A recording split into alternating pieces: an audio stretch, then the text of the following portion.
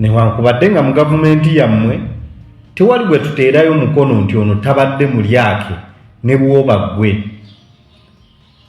Naye ate nze nga mutoowo nga mugandawo oba simanyi ndabika nkusinga obukulu sandyagadde kulaba ng'okkirira ne ba Anita Annette Amongo kubanga gwe okyali wa mugaso nnyo, okyalina mwana muto ate omugezi ddala nga tuyinza n'okweyambisa mu gavumenti ejja oba oli awo.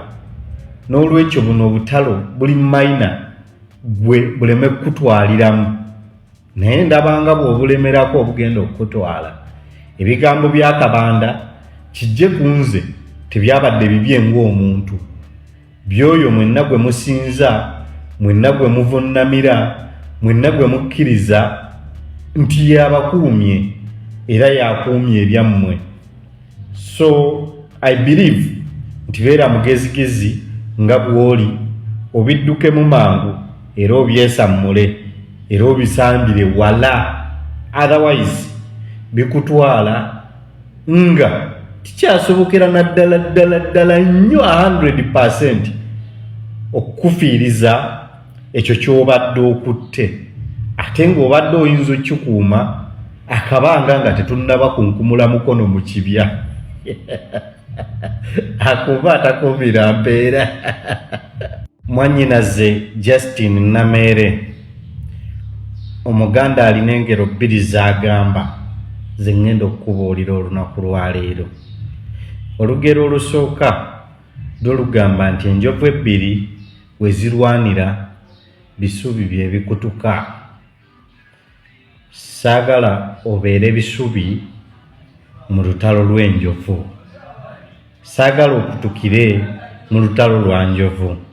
Ekyokubiri ŋŋenda kuwa njogera yo egamba nti enswera ensirusiru gye baziika n'omulambo, olw'ensonga nti egulaba nga baguzinga yo mwattu n'esigala ng'egulemeddeko okukakkana bagizingiddemu era nga bagiziise. Ekisookera ddala olina entalo zo z'olimu ez'ebyobufuzi. Nze naawe empangula gye wawangulamu tugimanyi bulungi, tebinnaggwa nga naye abaakuwanguza ye Muhoozi Kainerugaba ne kitaawe, nga ne kaakati essaawa ya leero be bakyakukuumye. Ekyo oba okigaana oba okitwala, nze nkikugambye mu butuufu bwakyo.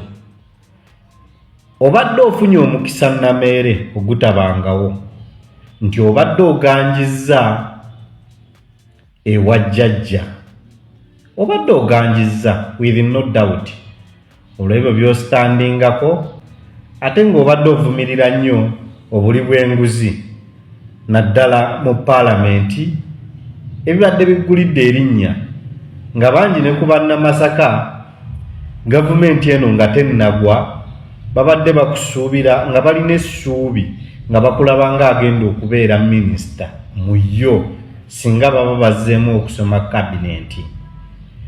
Naye bino bye weeyingizaamu ndaba ng'agenda n'omulambo. Sipiika Anita Annette Amongo ekyamazima abadde mwejalabi, abadde mudiibuuzi nnyo, abadde mulyake ekisukkiridde, newankubadde nga mu gavumenti yammwe tewali bwe tuteerayo mukono nti ono tabadde mulyake ne bwoba ggwe. Naye ate nze nga mutoowo nga mugandawo oba simanyi ndabika nkusinga obukulu sandyagadde kulaba ng'okkirira ne ba Anita Annette Amongo kubanga gwe okyali wa mugaso nnyo, okyalina mwana muto ate omugezi ddala nga tuyinza n'okweyambisa mu gavumenti ejja oba oli awo. N'olwekyo buno obutalo buli mayina gwe buleme kukutwaliramu, naye ndabanga bw'obulemerako obugenda okukutwala.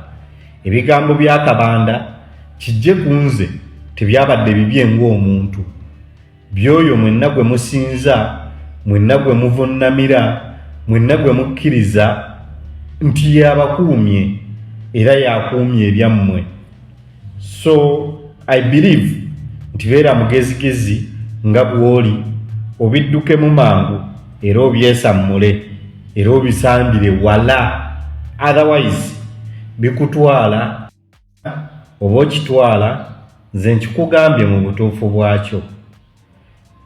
Obadde ofunye omukisa nameere ogutabangawo nti obadde oganjizza ewa jjajja, obadde oganjizza with no doubt olw'ebyo by'ositandingako, ate ng'obadde ovumirira nnyo obuli bw'enguzi naddala mu paalamenti ebibadde biggulidde erinnya nga bangi ne ku bannamasaka gavumenti eno nga tennagwa babadde bakusuubira nga balina essuubi nga bakulaba ng'agenda okubeera minisita mu yo singa baba bazzeemu okusoma kabinenti. Naye bino bye weeyingizaamu ndaba ng'agenda n'omulambo. Sipiika Anita Annet Amongo ekyamazima abadde mwejalabi, abadde mudiibuuzi nnyo, abadde mulyake ekisukkiridde, newankubadde nga mu gavumenti yammwe tewali gwe tuteerayo mukono nti ono tabadde mulyake ne bwoba ggwe.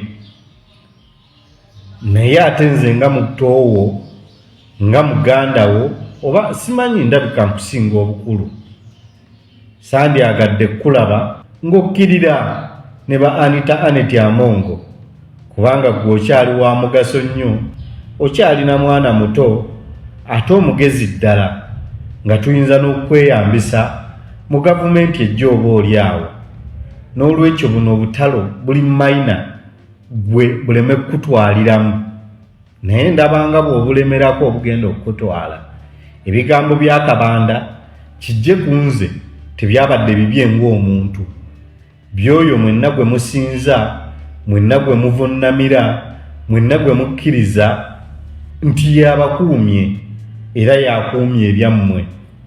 So I believe nti beera mugezigezi nga bw'oli, obiddukemu mangu era obyesammule era obisambire wala, kkiriza nti yabakuumye era yakuumye ebyammwe.